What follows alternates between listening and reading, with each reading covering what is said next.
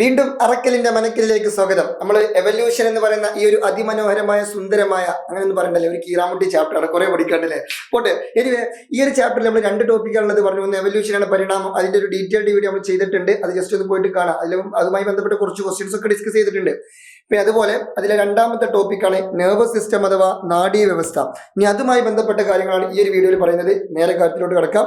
ഒന്നാമത്തേത് nervous system എന്ന് പറഞ്ഞാൽ നമ്മുടെ ബോഡിയിൽ digestive system, respiratory system, excretory system, reproductive system, അങ്ങനെ കുറെ സിസ്റ്റംസ് ഉണ്ട്.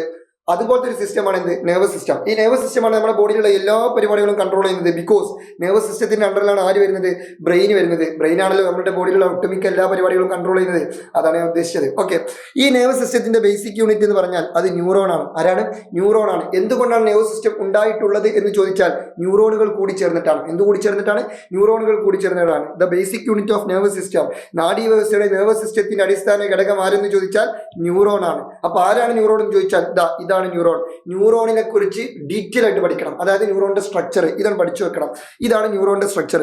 ഇതിൽ പ്രധാനപ്പെട്ട കുറച്ച് ആളുകളുണ്ട്. ഒന്ന്, ഇതാണ് പ്രധാനപ്പെട്ട ആള്, ഈ ഒരു മെയിൻ ബോഡി, അതാണ് സെൽ ബോഡി അഥവാ കോശ ശരീരം. പിന്നെ ഇവിടെ ഒരു ചെറിയ ഫിലമെന്റ് ഉണ്ട്, ഒരു ചെറിയ ഫിലമെന്റ്, നീളം കുറഞ്ഞ തന്തു. അതിനെ വിളിക്കുന്ന പേരാണ് ഡെൻഡ്രോൺ. എന്താണ് പേര്? ഡെൻഡ്രോൺ. മലയാളത്തിലും ഇംഗ്ലീഷിലും ഒറ്റ പേരേ ഉള്ളൂ, ഡെൻഡ്രോൺ. ഇനി ആ ഡെൻഡ്രോണിന് കുറച്ച് ബ്രാഞ്ചുകൾ ഉണ്ട്. ഡെൻഡ്രോണിന് കുറെ ബ്രാഞ്ചുകൾ ഉണ്ട്. ആ ബ്രാഞ്ചിനെ വിളിക്കുന്ന പേരാണ് ഡെൻഡ്രൈറ്റ്. എന്താണ് പേര്? ഡെൻഡ്രൈറ്റ്. ഇതൊക്കെ നീളം കുറഞ്ഞ തന്തുകളാണ്. ഈ ഡെൻഡ്രോണുകളൊക്കെ നീളം കുറഞ്ഞ തന്തുവാണ് ഡെൻഡ്രോൺ. നീളം കുറഞ്ഞ ഫൈബറുകൾ അല്ലെങ്കിൽ നീളം കുറഞ്ഞ ഫിലമെന്റുകൾ. എന്നാൽ ഇത് നോക്കൂ സുഹൃത്തുക്കളെ, ഇത് നീണ്ടാണ് പോയിക്കണു. ഈ നീണ്ടു പോലുള്ള ഈ ലോങ് ഫിലമെന്റിനെ വിളിക്കുന്ന പേരാണ് ആക്സോൺ. എന്താണ് പേര്? ആക്സോൺ. ഈ ആക്സോണിനും കുറെ ബ്രാഞ്ചുകൾ ഉണ്ട്. അതാണ് എന്ത്? ആക്സോണൈറ്റ്. ഡെൻഡ്രോണിന്റെ ബ്രാഞ്ച് ഡെൻഡ്രൈറ്റ്, അപ്പൊ ആക്സോണിന്റെ ബ്രാഞ്ച് ആക്സോണൈറ്റ്.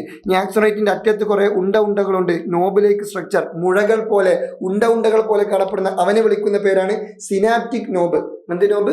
Synaptic knob. അപ്പൊ പരീക്ഷയ്ക്ക് ഇവിടുന്ന് ചോദ്യം വരിക, ഈ ഒരു ചിത്രം തരും, എന്നിട്ട് എന്ത് ചെയ്യും? ഇതൊന്നും മാർക്ക് ചെയ്തിട്ടൊന്നും ഉണ്ടാവില്ല, ഇതൊന്നും ലേബൽ ചെയ്തിട്ടുണ്ടാവില്ല. എന്നിട്ട് ഇതിങ്ങനെ വെച്ചിട്ട് ഇതാ എ എന്ന് പറയും, ഇതിങ്ങനെ വെച്ചിട്ട് ഇത് ബി, ഇത് സി, എന്നിട്ട് identify A, B and C, എയും ബിയും സിയും തിരിച്ചറിയുക എന്നൊക്കെ പറയും. അപ്പൊ നമ്മൾ എന്ത് ചെയ്യണം? കൃത്യമായിട്ട് ഓരോന്നും തിരിച്ചറിയണം. ഓക്കെ ആണല്ലോ? അതാണ് ഇവിടെ ആദ്യം പഠിക്കേണ്ടത്. രണ്ടാമത് പഠിക്കേണ്ടത് ഈ സിനാപ്റ്റിക് നോബ് ഉണ്ടല്ലോ. സിനാപ്റ്റിക് നോബിന്റെ പരിപാടി എന്താണെന്ന് ചോദിച്ചാൽ അവനൊരു ന്യൂറോ ട്രാൻസ്മിറ്റർ സെക്രീറ്റ് ചെയ്യും. എന്ത് സെക്രീറ്റ് ചെയ്യും? Neuro transmitter. ആ ന്യൂറോ ട്രാൻസ്മിറ്ററിന് ഒരു ഉദാഹരണം പഠിക്കണം. അതാണ് അസറ്റൈൽ കൊളീൻ. എന്താണ് ഉദാഹരണം? Acetyl choline. ഇതിന്റെ കൂടെ റൊമാൻറ്റിക് ആയിട്ട് പറഞ്ഞോളൂ, അസറ്റൈൽ കൊളീൻ. എന്താണ് പേര്? Acetyl choline. അപ്പൊ സിനാപ്റ്റിക് നോബ് എന്ത് പ്രൊഡ്യൂസ് ചെയ്യും? Neuro transmitter. അതിനൊരു ഉദാഹരണം അസറ്റൈൽ കൊളീൻ. അപ്പൊ ചില ആൾക്കാർക്ക് ഒരു ഡൗട്ട് ഉണ്ടാവും, അല്ല എന്താ ഈ ന്യൂറോ ട്രാൻസ്മിറ്റർ പറഞ്ഞാൽ എന്താ? ന്യൂറോ ട്രാൻസ്മിറ്റർ എന്ന് പറഞ്ഞാൽ അതൊരു കെമിക്കലാണ്. ഓക്കെ, ഒരു കെമിക്കൽ സബ്സ്റ്റൻസ് ആണ്. അത്ര ഓർത്ത് വെച്ചാൽ മതി, നമ്മൾ കുറേ പഠിക്കുന്നു വേണ്ട. ഓക്കെ, അപ്പോൾ ന്യൂറോ ട്രാൻസ്മിറ്റർ ഒരു കെമിക്കൽ സബ്സ്റ്റൻസ് ആണ്. അതിന് ഉദാഹരണമായിട്ട് പറയാനുള്ളത് അസറ്റൈൽ കൊളീൻ ആണ്. ഓക്കെ ആണല്ലോ? അപ്പോൾ ഇനി അടുത്തത് പഠിക്കാനുള്ളത് ഇതെന്ത് ഫിലമെന്റ് ആണ്? Long filament. അതിനെ വിളിക്കുന്ന പേര് ആക്സോൺ. ഈ ആക്സോണിന്റെ ചുറ്ററും ഒരു കവറിംഗ് ഉണ്ട്. ഓക്കെ, ഈ ആക്സോണിന്റെ ചുറ്ററും ഒരു കവറിംഗ് ഉണ്ട്. ആ കവറിങ്ങിനെ വിളിക്കുന്ന പേരാണ് എന്ത് ഷീത്ത്? Myelin sheath. എന്ത് ഷീത്ത്? Myelin sheath. ആക്സോണിന്റെ ചുറ്ററും ഒരു കവറിംഗ് ഉണ്ട്. ആ കവറിങ്ങിനെ വിളിക്കുന്ന പേരാണ് മയലിൻ ഷീത്ത്. ആ മയലിൻ ഷീത്തിന്റെ ഫംഗ്ഷനും മേ ബി പരീക്ഷയ്ക്ക് ചോദിക്കാം. മയലിൻ ഷീത്തിന്റെ ഫംഗ്ഷൻ ഞാൻ അവിടെ കൊടുത്തിട്ടുണ്ട്. അതിന് പ്രധാനമായിട്ടും 4 ഫംഗ്ഷനാണ്. ഒരു ഫംഗ്ഷൻ എന്താണെന്ന് ചോദിച്ചാൽ ആ ആക്സോണിനെ പ്രൊട്ടക്ട് ചെയ്യുക. Protect axon from external injuries. ഇപ്പോൾ ഫോർ എക്സാമ്പിൾ ഇവിടെ നമ്മൾ ഈ വെടി വെക്കുകയാണ് വിചാരിക്കുക. അപ്പോൾ ആദ്യം ആക്സോണിനാണോ കൊള്ളുക? ഈ മയലിൻ ഷീറ്റിനാണോ കൊള്ളുക? മയലിൻ ഷീറ്റിനല്ലേ കൊള്ളുക. എന്നിട്ടല്ലേ ആക്സോണിന്റെ അടുത്തേക്ക് പോകുള്ളൂ. അപ്പോൾ അതാണ്, അത്രേ ഉള്ളൂ, സിമ്പിൾ. ഓക്കെ, അപ്പോൾ protect axon from external injuries. ആക്സോണിനെ ബാഹ്യക്ഷതകളിൽ നിന്നും എക്സ്റ്റേണൽ ഇഞ്ചുറീസിൽ നിന്നും സംരക്ഷിക്കുന്നു. ഇനി രണ്ടാമത്തത് ഈ നാഡീകോശം ഉണ്ടല്ലോ. ഈ നാഡീകോശത്തിന് മൊത്തം എന്തെങ്കിലും ഫുഡ് കൊടുക്കും. നാഡീകോശത്തിന് പോഷണം കൊടുക്കും. Provide nourishment to the neuron. ന്യൂറോണിന് എന്ത് കൊടുക്കുന്നു? ന്യൂട്രിയൻസ് അല്ലെങ്കിൽ ന്യൂറിഷ്മെന്റ് കൊടുക്കുന്നു. പിന്നെ അടുത്ത പരിപാടി ഇതിലൂടെ പാസ് ചെയ്യുന്ന മെസ്സേജ്. ആക്ച്വലി ന്യൂറോൺ എന്തിനാണ്? മെസ്സേജുകൾ പാസ് ചെയ്യാനാണ്. ഓക്കെ ആണല്ലോ? ഞങ്ങൾക്ക് പറഞ്ഞു തരുന്നത്, നമ്മളെ മൂട്ടിൽ ഒരു മുള്ളു കുത്തിയാൽ ആ മുള്ളു കുത്തിയെന്നുള്ള വിവരം നമ്മൾ അറിയണ്ടേ? അത് അറിഞ്ഞിട്ട് എന്ത് ചെയ്യണം? നമ്മൾ മൂട് വലിക്കണം. ഈ മൂട് വലിക്കണം എന്ന് പറഞ്ഞു തരുന്നത് ആരാണ്? നമ്മുടെ ബഹുമാനപ്പെട്ട ബ്രെയിനാണ്. അപ്പോൾ ബ്രെയിനിലേക്ക് ആദ്യം മൂട് കുത്തി എന്നുള്ള വിവരം എത്തിക്കണം. എന്നാലേ ബ്രെയിൻ പറഞ്ഞുള്ളൂ ഇത് വലിക്കണം എന്നുള്ളത്. അപ്പോൾ ഈ കുത്തി എന്നുള്ള വിവരം ഇങ്ങോട്ട് എത്തിക്കണം എന്നുണ്ടെങ്കിൽ ഈ മെസ്സേജ് ഇതിലൂടെ എങ്ങനെ പാസ് ചെയ്ത് ഇങ്ങോട്ട് എത്തണം? അത് എയിലൂടെ പാസ് ചെയ്യുമെന്ന് ചോദിച്ചാൽ അത് പാസ് ചെയ്യുന്ന റൂട്ടാണ് ഇത് ന്യൂറോൺ. ന്യൂറോണിലൂടെയാണ് ഈ മെസ്സേജ് പാസ് ചെയ്യുക. അപ്പോൾ ന്യൂറോണിലൂടെ ഇങ്ങനെ മെസ്സേജ് ഇങ്ങനെ പാസ് ചെയ്തുകൊണ്ടിരിക്കുകയാണ്. അതുപോലെ അപ്പോൾ സ്വാഭാവികമായിട്ടും ആക്സോണിലൂടെ എന്ത് ചെയ്യുന്നുണ്ട്? മെസ്സേജ് പാസ് ചെയ്യുന്നുണ്ട്. ഈ ആക്സോണിന്റെ പ്രത്യേകത എന്താണെന്ന് ചോദിച്ചാൽ ആക്സോൺ ഒരു ലോങ് ഫിലമെന്റ് ആണ്. സ്വാഭാവികമായിട്ടും ഇഷ്ടം പോലെ ദൂരം സഞ്ചരിക്കണം. അപ്പോൾ അതിലൂടെയുള്ള വേഗത കൂട്ടണം. അല്ലാതെ നിങ്ങളൊന്ന് ആലോചിച്ച് നോക്കി, ഇപ്പം എൻ്റെ മുട്ടിലൊരു മുള്ളു കുത്തി, എന്നിട്ട് ആ മുള്ളു കുത്തിയ വിവരം ഞാൻ വൈകുന്നേരമാണ് അറിഞ്ഞത്. അതുകൊണ്ട് എന്തെങ്കിലും കാര്യം ഉണ്ടോ? ഇല്ലല്ലോ. അപ്പം തന്നെ സ്പോട്ടിൽ അറിയണ്ടേ? അപ്പം തന്നെ സ്പോട്ടിൽ അറിയണമെന്നുണ്ടെങ്കിൽ ഈ ആക്സോണിലൂടെ മെസ്സേജ് പാസ് ചെയ്യുമ്പോൾ അതിൻ്റെ സ്പീഡ് കൂട്ടണം. അപ്പോൾ ആ സ്പീഡ് കൂട്ടാനും ആര് സഹായിക്കും? ഈ മൈലിൻ ഷീറ്റ് സഹായിക്കും. സന്ദേശങ്ങളുടെ പ്രസരണ വേഗത വർദ്ധിപ്പിക്കും. Increase speed of transmission of messages. പിന്നെ ഇതൊരു ഇൻസുലേറ്റർ ആയിട്ട് പ്രവർത്തിക്കും. അതും ജസ്റ്റ് ഓർത്ത് വെക്കുക. അപ്പോൾ 2 ഫംഗ്ഷൻ പ്രധാനമായിട്ട് പഠിച്ചാൽ മതി. ഒന്ന് ന്യൂട്രിമെന്റ് കൊടുക്കുന്നു, 2 പ്രൊട്ടക്ഷൻ കൊടുക്കുന്നു. ഓക്കെ ആണല്ലോ. അപ്പം ഞാൻ നേരത്തെ പറഞ്ഞ സിനാപ്റ്റിക് നോബിൻ്റെ അറ്റത്ത് സിനാപ്റ്റിക് നോബ് എന്ത് പ്രൊഡ്യൂസ് ചെയ്യും? ഒരു ന്യൂറോ ട്രാൻസ്മിറ്റർ പ്രൊഡ്യൂസ് ചെയ്യും. ദാറ്റ് ന്യൂറോ ട്രാൻസ്മിറ്ററിന് ഒരു ഉദാഹരണമാണെന്ത്? Acetylcholine. അതും ജസ്റ്റ് ഒന്ന് ഓർത്ത് വെക്കുക. പിന്നെ നമ്മൾ പഠിക്കാനുള്ളത് നെർവസ് സിസ്റ്റത്തെ കുറിച്ചാണ്. നെർവസ് സിസ്റ്റത്തിൻ്റെ ബേസിക് കോൺസെപ്റ്റ് നമ്മൾ പഠിച്ചു, ന്യൂറോൺ ഡിസ്കസ് ചെയ്തു. ഈ നെർവസ് സിസ്റ്റത്തെ നമുക്ക് 2ആയി തരംതിരിക്കാം. ഒന്ന് central nervous system, 2 peripheral nervous system. അതിൽ സെൻട്രൽ നെർവസ് സിസ്റ്റത്തിലുള്ള പ്രധാനപ്പെട്ട ആളാണ് ആര്? ബ്രെയിനും സ്പൈനൽ കോളും. അപ്പോൾ നമുക്ക് ബ്രെയിനെ കുറിച്ച് 2 വാക്ക് സംസാരിക്കാം. ബ്രെയിനിൻ്റെ ചുറ്റും ഒരു കവറിംഗ് ഉണ്ട്. ആ കവറിങ്ങിനെ വിളിക്കുന്ന പേരാണ് മെനിഞ്ചസ്.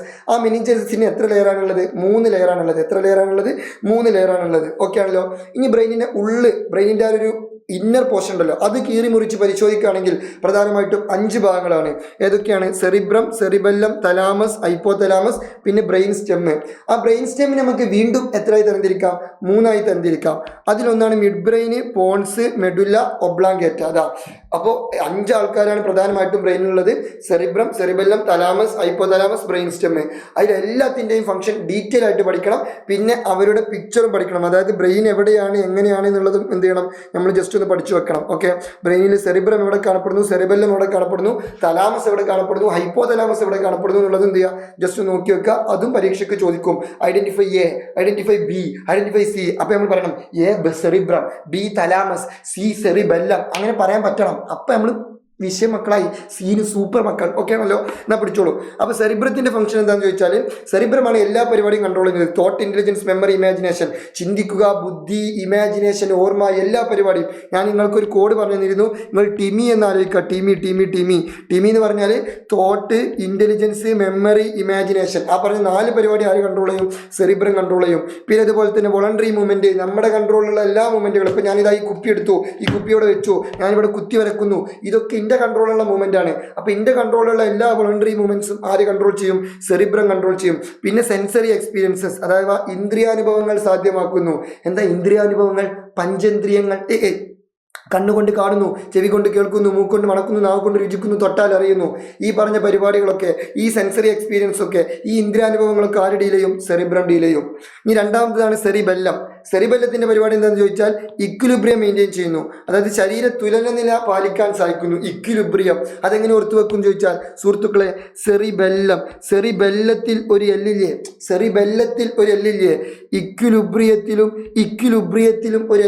ഇക്വിലിബ്രിയത്തിലും ഒരു എല്ലുണ്ട്. മലയാളികൾ എങ്ങനെ ഓർത്തു വെക്കണം ചോദിച്ചാൽ, സെറിബെല്ലത്തിൽ ലായുണ്ട്, ശരീര തുലനത്തിലും എന്തുണ്ട്? ഒരു ലായുണ്ട്. ആ രീതിയിൽ ഓർത്തു വെക്കുക. അപ്പൊ ശരീര തുലനത്തിൽ ലായുണ്ട്, സെറിബെല്ലത്തിലും ലായുണ്ട്. ഇക്വിലിബ്രിയത്തിൽ എല്ലുണ്ട്, സെറിബെല്ലത്തിലും എന്തുണ്ട്? എല്ലുണ്ട്. ആ രീതിയിൽ ഓർത്തു വെക്കുക. ഓക്കെ ആണല്ലോ. അപ്പൊ ശരീര തുലനത്തിന് സഹായിക്കുന്നത്, ബോഡി ഇങ്ങനെ കറക്റ്റ് ബാലൻസ് ചെയ്യാൻ സഹായിക്കുന്നത് ആരാണ്? സെറിബെല്ലമാണ്. അപ്പൊ ചില ആൾക്കാർ വിചാരിക്കുന്നുണ്ടാവും ബോഡി ബാലൻസ് ചെയ്യാൻ സഹായിക്കുന്നത് കാലല്ലേ. അപ്പൊ ഞാൻ ചോദിക്കട്ടെ, കാലില്ലാത്ത മനുഷ്യന്മാരില്ലേ? അവർ ബോഡി ബാലൻസ് ചെയ്യുന്നില്ലേ? അവരിങ്ങനെ വീണു പോകുന്നുണ്ടോ? ഇല്ല. അപ്പൊ ശരിക്കും കാലല്ല, സെറിബെല്ലമാണ്. ഇനി അടുത്തത് തലാമസിന് 2 ഫംഗ്ഷനാണ്. ഒന്ന് റിലേ സ്റ്റേഷനും 2 പെയിൻ കില്ലർ ആയിട്ട് ആക്ട് ചെയ്യുന്നു. ഞങ്ങൾക്ക് ഒരുപാട് വട്ടം പറയുന്നതാണ്, തലക്കൊരു അടി കിട്ടിക്കഴിഞ്ഞാൽ റിലേ പോകും. അപ്പോൾ തലാമസ് റിലേ സ്റ്റേഷൻ കണക്ട് ചെയ്യുക, അത്രേ ഉള്ളൂ. തലക്കടി കിട്ടിയാൽ റിലേ പോകും. അപ്പോൾ തലാമസ് റിലേ സ്റ്റേഷൻ. പിന്നെ നല്ല വേദന ഉണ്ടാവും. അപ്പോൾ സ്വാഭാവികമായിട്ടും എന്തായിട്ട് ആക്ട് ചെയ്യും? പെയിൻ കില്ലറായിട്ട് ആക്ട് ചെയ്യും. ഇനി മലയാളികൾ എങ്ങനെ ഓർത്തു വെക്കണം ചോദിച്ചാൽ, മലയാളികൾ പുനഃപ്രസരണ കേന്ദ്രമായിട്ടും വേദനാ സംഹാരിയായിട്ടും ആര് പ്രവർത്തിക്കുന്നു? തലാമസ് പ്രവർത്തിക്കുന്നു. അതെങ്ങനെ ഓർത്തു വെക്കുന്നു ചോദിച്ചാൽ, പ്രസരണം എന്നൊക്കെ പറയുമ്പോൾ എൻ്റെ മൈൻഡിക്ക് എന്താ വരുന്നത് അറിയോ? പ്രസവം എന്നാ വരുന്നത്. ഓക്കെ, നിങ്ങളെ മൈൻഡിക്ക് എന്താ എനിക്കറിയില്ല. പ്രസവം എന്ന് പറയുമ്പോൾ പ്രസവിക്കുമ്പോൾ എന്ത് കിട്ടും? ഒരു തല കിട്ടും. പ്രസവിക്കുമ്പോൾ നമുക്ക് പുതിയ തല കിട്ടൂലേ? അതെ. അപ്പോൾ തലാമസ് പ്രസരണ കേന്ദ്രം, അത്രേ ഉള്ളൂ. കണക്ട് ചെയ്യില്ലേ? പിന്നെ പ്രസവിക്കുമ്പോൾ നല്ല വേദന ഉണ്ടാവും. അപ്പോൾ വേദനാ സംഹാരികൾ പ്രവർത്തിക്കുന്നു, വേദനാ സംഹാരിയായി പ്രവർത്തിക്കുന്നു. ആ രീതിയിൽ കണക്ട് ചെയ്യുക. പിന്നുള്ളത് ഹൈപ്പോതലാമസ് ആണ്. ഹൈപ്പോതലാമസ് നമ്മളെ ബോഡിയിലുള്ള വിശപ്പ്, ദാഹം, ഇമോഷൻസ് അങ്ങനെയുള്ള കാര്യങ്ങളൊക്കെ കൺട്രോൾ ചെയ്യും. അല്ലെങ്കിൽ ഹോമിയോസ്റ്റാസിസ് കൺട്രോൾ ചെയ്യും, ബോഡി ടെമ്പറേച്ചർ കൺട്രോൾ ചെയ്യും. അങ്ങനെയുള്ള കാര്യങ്ങളൊക്കെയാണ് ഹൈപ്പോതലാമസ് കൺട്രോൾ ചെയ്യുക. അതെങ്ങനെ ഓർത്ത് വെക്കും ചോദിച്ചാൽ, ഹൈപ്പോതലാമസിൽ എന്തുണ്ട് സുഹൃത്തുക്കളെ? സുഹൃത്തുക്കളെ എച്ച് ഉണ്ട്. ഹോമിയോസ്റ്റാസിസിലും എന്തുണ്ട്? എച്ച് ഉണ്ട്. അത് ആ രീതിയിൽ ഓർത്ത് വെക്കുക. ഓക്കെ ആണല്ലോ. ആന്തര സമസ്ഥിതി പാലനം, ശരീരോഷ്മാവ്, വിശപ്പ്, ദാഹം, വികാരങ്ങളൊക്കെ ആര് കൺട്രോൾ ചെയ്യും? ഹൈപ്പോതലാമസ് കൺട്രോൾ ചെയ്യും. പിന്നെ മിഡ് ബ്രെയിന്, പോൺസ്, മെഡുല്ല ഒബ്ലാങ്കേറ്റ. അതിൽ ഏറ്റവും ഇമ്പോർട്ടൻറ്റ് ഫംഗ്ഷൻ ആർക്കാന്ന് ചോദിച്ചാൽ മെഡുല്ല ഒബ്ലാങ്കേറ്റിൻ്റെയാണ്. കാരണം മെഡുല്ല ഒബ്ലാങ്കേറ്റയാണ് ഇൻവോളണ്ടറി ആക്ടിവിറ്റീസ്, നമ്മുടെ കൺട്രോളിൽ അല്ലാത്ത പരിപാടികൾ. ഫോർ എക്സാമ്പിൾ ഹാർട്ട് ബീറ്റ്, ഹൃദയസ്പന്ദനം. ഹൃദയം നമ്മൾ പറഞ്ഞിട്ടാണോ മെടിക്കുന്നത്? നമ്മൾ പറയുകയാണെങ്കിൽ ഹൃദയമേ ഒരു 5 മിനിറ്റ് റെസ്റ്റ് എടുത്തോളൂ. പറ്റുമോ? ഇല്ല. അപ്പോൾ കാലാകാലം റെസ്റ്റ് ആക്കാറ് പറ്റില്ല. അപ്പോൾ ഹൃദയമിടിപ്പ്, പിന്നെ അതുപോലെ തന്നെ ശ്വാസോച്ഛ്വാസം, വെന്റിലേഷൻ, വൊമിറ്റിങ്, ഛർദി, കഫിങ്, സ്നീസിങ്, ഇതൊന്നും നമ്മളെ കൺട്രോളല്ല. ഇപ്പോൾ ഛർദിയൊക്കെ വരും, അത് നമുക്ക് കൺട്രോൾ ചെയ്യാൻ കഴിയില്ല. അപ്പോൾ ആ പരിപാടികളൊക്കെ ആര് കൺട്രോൾ ചെയ്യും? മെഡുല്ല ഒബ്ലാങ്കേറ്റ് കൺട്രോൾ ചെയ്യും. അതേസമയം നമ്മുടെ ഫേസിലെയും ഐസിലെയും മസിൽസിൻ്റെ ആക്ടിവിറ്റീസൊക്കെ ആരെ കൺട്രോൾ ചെയ്യുക? പോൺസാണ് കൺട്രോൾ ചെയ്യുക. കണ്ണിലും മുഖത്തുമുള്ള പേശി പ്രവർത്തനങ്ങൾ നിയന്ത്രിക്കുന്നത് ആരാണ്? പോൺസാണ്. ഈ പോൺസാണ് നമ്മളെ സൂപ്പറായിട്ട് ചിരിക്കാനൊക്കെ സഹായിക്കുന്നത്. ചിരിക്കുമ്പോൾ ഇങ്ങനെ ആവും, മസിൽസ് വേറെ രീതിയിൽ പ്രവർത്തിക്കും. കരയുമ്പോൾ മസിൽസ് വേറെ രീതിയിൽ പ്രവർത്തിക്കും. ദേഷ്യപ്പെടുമ്പോൾ മസിൽസ് വേറെ രീതിയിൽ പ്രവർത്തിക്കും. അത് ആ മസിൽസിൻ്റെ, ആ പോൺസിൻ്റെ പ്രവർത്തനത്തിനനുസരിച്ചാണ് ഇങ്ങനെ ഓരോ ഫേഷ്യൽ എക്സ്പ്രഷൻസ് ഇങ്ങനെ മാറി മറിയുന്നത്. എന്തെല്ലാം പരിപാടികളല്ലേ നമ്മുടെ ബോഡിയിൽ. പിന്നെ മിഡ് ബ്രെയിൻ ആണ് എന്ത് ചെയ്തത്? കാഴ്ച, കേൾവി എന്നിവയുമായി ബന്ധപ്പെട്ട പ്രാഥമിക വിലയിരുത്തൽ ഡീൽ ചെയ്യുന്നത് ആരാണ്? മിഡ് ബ്രെയിൻ ആണ്. Assess messages regarding vision and hearing. വിഷനുമായി ബന്ധപ്പെട്ടതും ഹിയറിംഗുമായി ബന്ധപ്പെട്ടതുമായുള്ള മെസ്സേജസ് എന്താണ് ആസസ് ചെയ്യുന്നു? പ്രൈമറി ആയിട്ട് ആസസ് ചെയ്യുന്നത് മിഡ് ബ്രെയിൻ ആണ്. ഓക്കെ ആണല്ലോ. അപ്പോൾ ആ പോയിന്റുകളൊക്കെ ഓർത്ത് വെക്കാം. പിന്നെ രണ്ടാമത്തെ പ്രധാനപ്പെട്ട ആളാണ് ആര്? Spinal cord. സ്പൈനൽ കോഡിൽ ഞാൻ നിങ്ങൾക്ക് പറഞ്ഞു തന്നിരുന്നു, സ്പൈനൽ കോഡിൽ പ്രധാനമായിട്ടും ഈ ഒരു ഭാഗങ്ങൾ അടയാളപ്പെടുത്താനാണ് ചോദിക്കാം. ഈ ഭാഗങ്ങളിൽ ഈ നടുവിലൊരു ഓട്ടയുണ്ട്, അതാണ് സെൻട്രൽ കനാൽ, അതിലാണ് CSF ഉണ്ടാവുക. പിന്നെ ഇതാ ഈ മുകളിൽ നിന്ന് വരുന്ന റൂട്ട് ഡോർസൽ റൂട്ടും താഴെ നിന്ന് വരുന്ന റൂട്ട് വെൻട്രൽ റൂട്ടുമാണ്. മുകളിൽ നിന്ന് വരുന്ന റൂട്ട് ഡോർസൽ റൂട്ടും താഴെ നിന്ന് വരുന്ന റൂട്ട് വെൻട്രൽ റൂട്ടുമാണ്. വെൻട്രൽ റൂട്ട് എന്ന് പറഞ്ഞാൽ വെളിയിലോട്ട് പുറത്തോട്ട് പോവാണ്. അതായത് സ്പൈനൽ കോഡിൽ നിന്നും ബാക്കിയുള്ള സ്ഥലത്തോട്ട് മെസ്സേജ് പാസ് ചെയ്യുന്ന ആളാണ് ആര്? Ventral root. എന്നാൽ ഡോർസൽ റൂട്ട് എന്ന് പറഞ്ഞാൽ ഡോറ് തുറന്ന് ഉള്ളോട്ട് വരികയാണ്. അപ്പോൾ ശരീരത്തിൻ്റെ വിവിധ ഭാഗങ്ങളിൽ നിന്നും മെസ്സേജ് എങ്ങോട്ടേക്ക് വരുന്നത്? Transmit message from different parts of the body to the spinal cord. Spinal കോഡിലോട്ട് അങ്ങോട്ട് വരികയാണ്. അപ്പോൾ അത് ആ രീതിയിൽ ഓർത്ത് വെക്കുക. വെളിയിലോട്ട്, പിന്നെ അതുപോലെ ഡോറ് തുറന്ന് ഉള്ളോട്ട് വരുന്നത് ഡോർസല്, പിന്നെ എന്താണ് വെളിയിലോട്ട് പുറത്തോട്ട് പോകുന്നത് ഏതാണ്? Ventral root. ആ രീതിയിൽ ഓർത്ത് വെക്കട്ടോ. ഓക്കെ. അപ്പോൾ വെളിയിലോട്ട് എന്ന് പറയുമ്പോൾ പുറത്തോട്ട്, അപ്പോൾ സ്പൈനൽ കോഡിൽ നിന്നും പുറത്തോട്ട് ബാക്കിയുള്ള ഭാഗത്തോട്ട് പോകുന്നു. ഡോർസൽ റൂട്ട് പറഞ്ഞാൽ ഡോറ് തുറന്ന് ഉള്ളോട്ട് വരുന്നു. അപ്പോൾ ശരീരത്തിൻ്റെ വിവിധ ഭാഗങ്ങളിൽ നിന്നും, കയ്യിൽ നിന്നും, തലയിൽ നിന്നും, മുട്ടിൽ നിന്നും, കാലിൽ നിന്നൊക്കെ സ്പൈനൽ കോഡിലേക്ക് ഇങ്ങോട്ട് വരുന്നു. ഓക്കെ ആണല്ലോ. പിന്നെ മുകളിലുള്ളത് ഡോർസൽ, താഴെയുള്ളത് വെൻട്രൽ. അത് ഇംഗ്ലീഷ് ആൽഫബറ്റിൽ ആദ്യം D പിന്നെ V. അപ്പോൾ മുകളിൽ ഫസ്റ്റ് ഡോർസൽ, താഴെ വെൻട്രൽ. അങ്ങനെ ഓർത്ത് വെച്ചാൽ ആദ്യം D പിന്നെ V. അപ്പോൾ മുകളിൽ ഡോർസൽ, താഴെ വെൻട്രൽ. സിമ്പിളാണ്. പിന്നെ നോക്കൂ സുഹൃത്തുക്കൾ, ഇതാ വൈറ്റ് മാറ്റർ ഉണ്ട്, ഗ്രേ മാറ്റർ ഉണ്ട്. ഈ ബട്ടർഫ്ലൈൻ്റെ ഉള്ളിലുള്ളത് ഗ്രേ മാറ്ററും അതിൻ്റെ പുറത്തുള്ളത് വൈറ്റ് മാറ്ററും. ഇതാ ഒരു ബട്ടർഫ്ലൈ പോലുള്ള ഒരു സാധനം ഉണ്ടല്ലോ, അതിൻ്റെ ഉള്ളിലുള്ളത് വൈറ്റ് മാറ്റർ, പുറത്തുള്ളത് ഗ്രേ മാറ്റർ. അത് എങ്ങനെ ഓർത്ത് വെക്കുന്നു ചോദിച്ചാൽ, നമ്മളെ വീടിൻ്റെ ചുമരുണ്ടല്ലോ, ആ ചുമരിൻ്റെ ഉള്ളിൽ എന്തുണ്ട്? സിമെൻറ്റ് ഉണ്ട് അല്ലേ? ആ സിമെൻറ്റിൻ്റെ കളർ എന്താണ്? Grey colour. അപ്പോൾ ഉള്ളിൽ ഗ്രേ മാറ്റർ, അപ്പോൾ പുറത്ത് വൈറ്റ് മാറ്റർ. അത്രേ ഉള്ളൂ, സംഭവം കിട്ടി. എന്തൊരു സുഖാലേ. എടാ പിന്നെ എന്തിനാമത്തെ അറക്കൽ ജീവിച്ചിരിക്കുന്നത്? നമ്മൾ പറഞ്ഞല്ലേ. പിന്നെ അടുത്തത് നമുക്ക് പഠിക്കാനുള്ളത് സിനാപ്സ് ആണ്. സിനാപ്സ് എന്ന് പറഞ്ഞാൽ ഇത്രയേ ഉള്ളൂ, 2 ന്യൂറോണുകൾ കണ്ടുമുട്ടുന്ന കൂടിച്ചേരുന്ന ജംഗ്ഷനെ വിളിക്കുന്ന പേരാണെന്ത്? Synapse. The junction between 2 neurons. 2 ന്യൂറോൺസുകൾ കണ്ടുമുട്ടുന്ന ജംഗ്ഷനാണെന്ത്? സിനാപ്സ്. ആ സിനാപ്സിൻ്റെ അവിടെ നിന്നാണ് എന്ത് ചെയ്യുന്നത്? ഒരു ന്യൂറോണിൽ നിന്നും മറ്റൊരു ന്യൂറോണിലേക്ക് മെസ്സേജ് കൈമാറ്റം ചെയ്യപ്പെടുന്നത്. ഇതാ where an impulse is transferred from 1 neuron to another neuron. ഇവിടെ നിന്നാണ് ഒരു ന്യൂറോണിൽ നിന്നും മറ്റേ ന്യൂറോണിലേക്ക് മെസ്സേജ് ട്രാൻസ്മിറ്റ് ചെയ്യപ്പെടുന്നത് ആ സിനാപ്സ് എന്ന് പറയുന്ന ജംഗ്ഷനിൽ. ഈ സിനാപ്സ് എന്ന് പറയുന്ന ജംഗ്ഷനിൽ പ്രധാനമായിട്ടും 3 ആളുകളാണുള്ളത്. ഒന്ന് ഈ ന്യൂറോണിൻ്റെ ഒരറ്റം, അതായത് 2 ന്യൂറോണുകൾ കൂടിച്ചേരുന്ന ഭാഗമാണല്ലോ. അപ്പോൾ ഒന്ന് ഈ ന്യൂറോണിൻ്റെ ഒരറ്റും, ഒന്ന് മറ്റേ ന്യൂറോണിൻ്റെ ഒരറ്റും, പിന്നെ അതിൻ്റെ ഇടയിലുള്ള ഗ്യാപ്പ്. ആ ഗ്യാപ്പിനെ വിളിക്കുന്ന പേര് സിനാപ്റ്റിക് ലെഫ്റ്റും, ഈ അറ്റം സിനാപ്റ്റിക് നോബും, മറ്റേ അറ്റം പോസ്റ്റ് സിനാപ്റ്റിക് മെംബ്രെയിനുമാണ്. ഓക്കെ ആണല്ലോ. പിന്നെ പ്രധാനമായിട്ടും പഠിക്കാനുള്ളത് ഇതാ ഈ ഒരു ക്വസ്റ്റ്യൻ ആണ്. അതായത് നമ്മുടെ മെസ്സേജുകൾ ട്രാൻസ്മിറ്റ് ചെയ്യുന്ന അതിനെ വിളിക്കുന്ന പേരാണ് ഇമ്പൾസ്. പക്ഷേ ഈ മെസ്സേജുകൾ എങ്ങനെ ട്രാൻസ്മിറ്റ് ചെയ്യുന്നു? Answer the question based on the image. ഈ ഇമേജിനെ ബേസ് ചെയ്തിട്ട് നമ്മൾ എങ്ങനെയാണ് മെസ്സേജുകൾ ട്രാൻസ്മിറ്റ് ചെയ്യുന്നത് എന്നുള്ളത് പറയണം. സിമ്പിളായിട്ട് പറയുകയാണെന്നുണ്ടെങ്കിൽ നമ്മുടെ നാഡീകോശത്തിൻ്റെ പിക്ചറാണ് ഇത്, ന്യൂറോണിൻ്റെ പിക്ചറാണ്. അപ്പോൾ സാർ ഇതിൽ ഡെൻഡ്രോണും ഡെൻഡ്രൈറ്റും ആക്സോണൊന്നും ഇല്ലല്ലോ. എടാ അതൊന്നും ഇല്ലാതെ ജസ്റ്റ് സിമ്പിളായിട്ട് വരച്ചതാണ്. ഓക്കെ. അപ്പോൾ ഈ ന്യൂറോണിൻ്റെ ഒരു പ്രത്യേകത എന്താണെന്ന് ചോദിച്ചാൽ, ന്യൂറോണിൻ്റെ പുറം ഭാഗം എപ്പോഴും പോസിറ്റീവ് ചാർജ് ആയിരിക്കും, ഉൾഭാഗം എപ്പോഴും നെഗറ്റീവ് ചാർജ് ആയിരിക്കും. എപ്പോൾ? നോർമൽ കേസിൽ. ഇത് സ്റ്റിമുലസ് വന്ന കേസിലാണ്. നോർമൽ കേസിൽ പുറംഭാഗം എപ്പോഴും പോസിറ്റീവും ഉൾഭാഗം എപ്പോഴും നെഗറ്റീവും ആയിരിക്കും. ആ ഒരു പോയിന്റ് നിങ്ങൾ ആദ്യം എഴുതി കൊടുക്കുക. ഓക്കെ ആണല്ലോ. പിന്നെ നിങ്ങളിതാ ഈ രീതിയിൽ പോയിന്റ് എഴുതിയാൽ മതി. ഞാൻ പറഞ്ഞുതരാം. അതായത് എങ്ങനെയാണ് മെസ്സേജ് ട്രാൻസ്മിറ്റ് ചെയ്യുന്നത് എന്നുള്ളത് എക്സ്പ്ലെയിൻ ചെയ്യാനാണ് നമ്മളോട് പറഞ്ഞിട്ടുള്ളത്. 2 മാർക്കിലോ 3 മാർക്കിലോ ആണ് ചോദിക്കുക. അപ്പോൾ ആദ്യം നിങ്ങൾ എഴുതേണ്ട പോയിന്റ്, ഒരു ന്യൂറോണിന്റെ ഔട്ടർ സൈഡ് എല്ലായ്പ്പോഴും പോസിറ്റീവും ഇന്നർ സൈഡ് എല്ലായ്പ്പോഴും നെഗറ്റീവ് ആയിരിക്കും വെൻ നോർമൽ സിറ്റുവേഷൻ. അതാണ് ഇമ്പോർട്ടൻറ്റ്, സാധാരണ നിലയിൽ കേട്ടോ. ഇനി വെൻ സ്റ്റിമുലേറ്റഡ്, സ്റ്റിമുലേഷൻ സംഭവിച്ചു. സ്റ്റിമുലേഷൻ സംഭവിച്ചു. ഇപ്പോൾ ഇവിടെ ഒരു സ്റ്റിമുലേഷൻ സംഭവിച്ചു, ഉദ്ദീപനം സംഭവിച്ചാൽ ആ സ്പോട്ടിൽ അവിടെയുള്ള പോസിറ്റീവ് അയോൺസ് ഒക്കെ എന്ത് ചെയ്യുന്നു, outside positive ions from outside the cell membrane enter the cell. പുറത്തുള്ള പോസിറ്റീവ് ഒക്കെ ഉള്ളിലോട്ട് എൻ്റർ ചെയ്യും.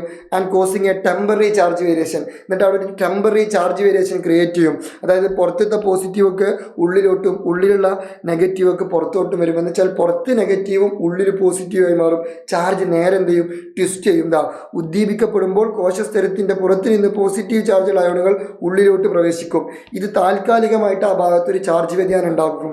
ഇപ്പം ഈ ഭാഗത്തൊരു ചാർജ് വ്യതിയാനം ഉണ്ടായില്ലേ, ഇത് തൊട്ടപ്പുറത്തെ ഭാഗത്തിനെ സ്റ്റിമുലേറ്റ് ചെയ്യും, ഉത്തേജിപ്പിക്കും. എന്നിട്ട് അവിടെയും സമാനമായ ഒരു ചാർജ് വ്യതിയാനം ഉണ്ടാക്കും. അപ്പോൾ അവിടെ ഒരു ചാർജ് വ്യതിയാനം ഉണ്ടാവും. എന്നിട്ട് അവരെന്ത് ചെയ്യുന്നറിയോ, അതിൻ്റെ തൊട്ടപ്പുറത്തെ ഭാഗത്തിനെ സ്റ്റിമുലേറ്റ് ചെയ്യും, ഉദ്ദീപിക്കപ്പെടുത്തും. എന്നിട്ട് അവിടെയും സമാനമായുള്ളൊരു ചാർജ് വ്യത്യാസം ഉണ്ടാക്കും. എന്നിട്ട് അവരെന്ത് ചെയ്യുന്നറിയോ, അതിൻ്റെ തൊട്ടപ്പുറത്തെ ഭാഗത്തിനെ സ്റ്റിമുലേറ്റ് ചെയ്യും. എന്നിട്ട് അവിടെയും സമാനമായൊരു ചാർജ് വ്യത്യാസം ഉണ്ടാക്കും. എന്നിട്ട് ഈ പ്രോസസ്സ് ഇങ്ങനെ കണ്ടിന്യൂ ചെയ്യും. അതിൻ്റെ ഭാഗമായിട്ട് ഇമ്പൾസ് എന്ത് ചെയ്യും, ട്രാൻസ്മിറ്റഡ് ആസ് ഇലക്ട്രിക് ചാർജ്. ഇതൊക്കെ ഈ പോസിറ്റീവ് നെഗറ്റീവ് ഒക്കെ ഇലക്ട്രിക് ചാർജ് ആണല്ലോ. അപ്പോൾ ഇതിൻ്റെ ഭാഗമായിട്ട് ഇമ്പൾസ് എന്ത് ചെയ്യുന്നു, ഒരു ഇലക്ട്രിക് ചാർജ് ആയിട്ട്, ഒരു വൈദ്യുത പ്രവാഹമായിട്ട് ഇങ്ങനെ പ്രവഹിക്കും. These momentary charge difference stimulates its adjacent പാർട്ടിനെ സ്റ്റിമുലേറ്റ് ചെയ്യും.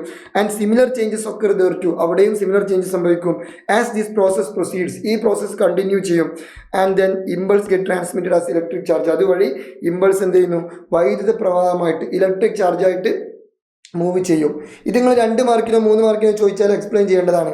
നിങ്ങളോട് 1/2 മാർക്കിനോ 1 മാർക്കിനോ ചോദിക്കുകയാണ് എങ്ങനെയാണ് ഇമ്പൾസ് മൂവ് ചെയ്യുന്നതെന്ന് ചോദിക്കുകയാണെങ്കിൽ സിമ്പിളായിട്ട് ഇത്രയേ ഉള്ളൂ. ഇമ്പൾസ് എങ്ങനെ പാസ് ചെയ്യുമെന്ന് ചോദിച്ചാൽ as in the form of electric charge, electric ചാർജിൻ്റെ രൂപത്തിൽ, വൈദ്യുത ചാർജ് രൂപത്തിൽ അങ്ങനെ എഴുതി കൊടുത്താൽ മതി. വൈദ്യുത പ്രവാഹം എന്ന് എഴുതിയാലും കുഴപ്പമില്ല, വൈദ്യുത ചാർജ് എന്ന് എഴുതിയാലും കുഴപ്പമില്ല. വൈദ്യുത ചാർജാണ് ഒന്നും കൂടി റിലേറ്റ് ചെയ്യുക. പക്ഷേ ടെക്സ്റ്റ് ബുക്കിൽ വൈദ്യുത പ്രവാഹം ആണ്, ആ ടെക്സ്റ്റ് ബുക്കിൽ ഒന്നുമില്ല, നമ്മൾ ഫില്ല് ചെയ്യേണ്ടതാണ്. അപ്പോൾ നിങ്ങൾ വൈദ്യുത ചാർജ് രൂപത്തിലും വൈദ്യുത പ്രവാഹ രൂപത്തിൽ എഴുതിയാലും നോ പ്രശ്നം. ഓക്കെ ആണല്ലോ. പിന്നെ നെക്സ്റ്റ് ടോപ്പിക് റിഫ്ലക്സ് ആക്ഷൻ ആണ്. റിഫ്ലക്സ് ആക്ഷൻ നമുക്ക് എല്ലാവർക്കും അറിയാം, sudden involuntary response to a stimuli. ഒരു സ്റ്റിമുലിനായിട്ടുള്ള സഡൻ ഇൻവോളണ്ടറി റെസ്പോൺസ് ആണ് ആക്ച്വലി എന്ത്, റിഫ്ലക്സ് ആക്ഷൻ. റിഫ്ലക്സ് ആക്ഷൻ്റെ പ്രത്യേകത എന്ന് വെച്ചാൽ അത് സ്പോണ്ടേനിയസ് ആയിരിക്കും, സഡൻ ആയിരിക്കും, പെട്ടെന്നായിരിക്കും. ആൻഡ് ഇൻവോളണ്ടറിലി, നമ്മൾ വിചാരിച്ചിട്ടല്ല, നമ്മൾ വിചാരിച്ചാൽ തന്നെ ഓട്ടോമാറ്റിക്കലി ചെയ്യും. ഇപ്പോൾ ഫോർ എക്സാമ്പിൾ നമ്മൾ കണ്ണിലേക്ക് ഒരു ടോർച്ച് അടിക്കുമ്പോൾ കണ്ണ് ചിമ്മും. അത് നമ്മൾ വിചാരിച്ച് ചിമ്മുന്നില്ല, അത് നമ്മൾ ഓട്ടോമാറ്റിക്കലി ചിമ്മും. ഇപ്പോൾ കാലിൽ മുള്ളു കുത്തിയാൽ കാല് വലിക്കും, അത് നമ്മൾ വിചാരിച്ചിട്ട് വലിക്കുകയാണ്. അയ്യോ എൻ്റെ കാലിൽ മുള്ളു കുത്തി, എങ്കിൽ കാല് വലിക്കാം, ഓക്കെ കാല് വലിച്ചു. അങ്ങനെ നമ്മൾ വിചാരിച്ചാണോ വലിക്കുന്നത്? അല്ലല്ലോ, നമ്മൾ പെട്ടെന്ന് കാല് വലിക്കും. അതൊക്കെ സഡൻ ആയിട്ട് അല്ലെങ്കിൽ സ്പോണ്ടേനിയസ് ആയിട്ട് നടക്കുന്ന പരിപാടിയാണ്. മാത്രമല്ല ഇൻവോളണ്ടറി ആയിരിക്കും, അത് നമ്മളെ കൺട്രോളിലാവില്ല. ഇപ്പോൾ ഫോർ എക്സാമ്പിൾ നോക്കൂ സുഹൃത്തുക്കളെ, ഇപ്പോൾ ഇതിന് 2 പ്രത്യേകത കേട്ടോ. റിഫ്ലക്സ് ആക്ഷൻ എന്ന് പറഞ്ഞാൽ ഒന്ന് സ്പോണ്ടേനിയസ് ആയിരിക്കും, 2 ഇൻവോളണ്ടറി ആയിരിക്കും. അത് സ്പോണ്ടേനിയസ് ഞാൻ പറഞ്ഞു, പെട്ടെന്നാണ് നടക്കുക എന്ന് പറഞ്ഞു. പിന്നെ ഇൻവോളണ്ടറി ആണ്, നമ്മൾ വിചാരിച്ചിട്ടുമല്ല, അത് വിചാരിക്കാതെ പെട്ടെന്ന് നടക്കും.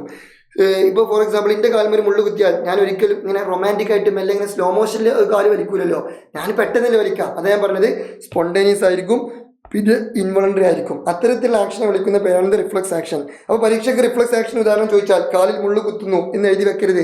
കാലിൽ മുള്ളു കുത്തുമ്പോൾ കാല് വലിക്കുന്നു, അതാണ് റിഫ്ലക്സ് ആക്ഷൻ ഉദാഹരണം.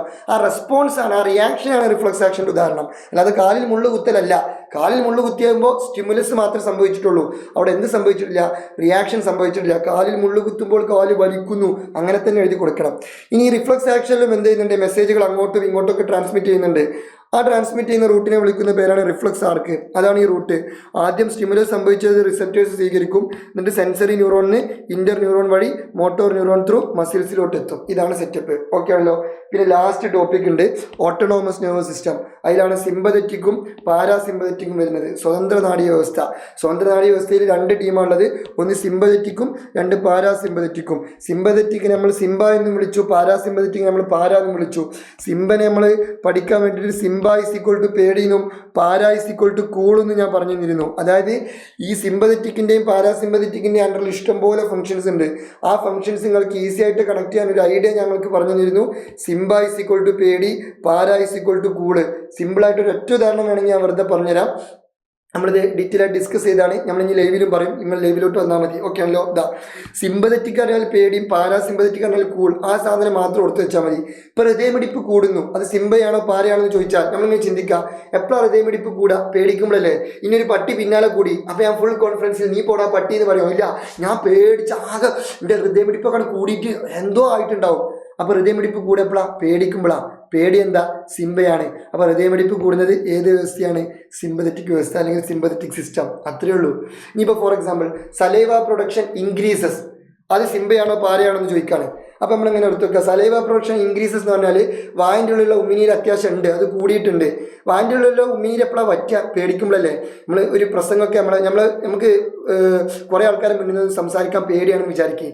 ആ സമയത്ത് നമ്മളെ പെട്ടെന്ന് വലിയൊരു സദസ്സിലേക്ക് പ്രസംഗിക്കാൻ പറഞ്ഞു വെച്ച്, അപ്പം നമ്മൾ വായൻ്റെ ഉള്ളിലുള്ള വെള്ളം പറ്റുമോ? എന്തായാലും പറ്റും, സ്വാഭാവികം, ഉറപ്പാണ്. വായൻ്റെ ഉള്ളിലുള്ള വെള്ളം എന്തായാലും പറ്റും. അപ്പോൾ വായൻ്റെ ഉള്ളിലുള്ള വെള്ളം എപ്പോഴാണ് പറ്റുക? പേടിക്കുമ്പോഴാണ് വായൻ്റെ ഉള്ളിലുള്ള വെള്ളം പറ്റുക. പക്ഷെ കൂളായി നിൽക്കുമ്പോൾ വായൻ്റെ ഉള്ളിലുള്ള വെള്ളമൊന്നും പറ്റില്ല. നമ്മൾ അത്യാവശ്യം സലൈവ പ്രൊഡക്ഷൻ അവിടെ ഉണ്ടാവും, ഫുൾ ചില്ലാണല്ലോ. ഇപ്പം എൻ്റെ വായൻ്റെ ഉള്ളിൽ അത്യാവശ്യം സലൈവ പ്രൊഡക്ഷൻ ഉണ്ട്, ഞാൻ കാണിച്ചിരുന്നില്ല ബിക്കോസ് ഞാനിപ്പോൾ കൂളായിട്ട് നിൽക്കുകയാണ്. അപ്പോൾ സലൈവ പ്രൊഡക്ഷൻ എപ്പോഴാണ് ഇൻക്രീസ് ചെയ്യുക? കൂളായി നിൽക്കുമ്പോൾ. കൂളെന്താ? പാരയാണ്. അപ്പോൾ പാരാസിമ്പതറ്റിക് സിസ്റ്റം. ഈ രീതിയിൽ കണക്ട് ചെയ്തിട്ട് പഠിക്കട്ടോ. ഓക്കെ ആണല്ലോ? ഹാപ്പി. അപ്പോൾ ഈ ഒരു ചാപ്റ്ററിലെ 2 ടോപ്പിക്ക് നമ്മൾ മനോഹരമായിട്ട് ഡിസ്കസ് ചെയ്തിട്ടുണ്ട്. അതുമായി ബന്ധപ്പെട്ട ക്വസ്റ്റ്യൻസും ഡിസ്കസ് ചെയ്തിട്ടുണ്ട്. പിന്നെ എക്സ്ട്രാ എങ്ങനെയാണ് ഇവിടുത്തെ ക്വസ്റ്റ്യൻസ് വരിക എന്നുള്ളത് ഞങ്ങൾക്ക് പറഞ്ഞു തന്നിട്ടുണ്ട്. അപ്പോൾ ഇനി കുറച്ചും കൂടി ക്വസ്റ്റ്യൻസ് നമുക്ക് ഡിസ്കസ് ചെയ്യേണ്ടതുണ്ട്. അത് നമുക്ക് എന്ത് ചെയ്യാം? ലൈവിൽ ഡിസ്കസ് ചെയ്യാം. പിന്നെ നമ്മൾ കുറേ ഷോർട്സ് ഒക്കെ അപ്ലോഡ് ചെയ്തിട്ടുണ്ട്, അതൊക്കെ എന്ത് ചെയ്യുക? സുന്ദരമായിട്ട് കാണുക. അപ്പോൾ ഇനിവേ ബയോളജി നമുക്ക് സുന്ദരമാക്കണം, റൊമാൻറ്റിക് ആക്കണം, അടിപൊളിയാക്കണം, സൂപ്പറാക്കണം. പിന്നെ മറ്റൊരു പ്രധാനപ്പെട്ട കാര്യം, നിങ്ങൾ പരീക്ഷയൊക്കെ കഴിഞ്ഞതിന് ശേഷം നിങ്ങളുടെ അഭിപ്രായങ്ങൾ നമ്മൾ ലൈവിൻ്റെ താഴെ കമൻറ്റായിട്ട് രേഖപ്പെടുത്തണം കേട്ടോ. ഓക്കെ, അപ്പോൾ സീ യു സൂൺ. വീണ്ടും കാണാം. നിങ്ങളുടെ സ്വന്തം അറക്കൽ.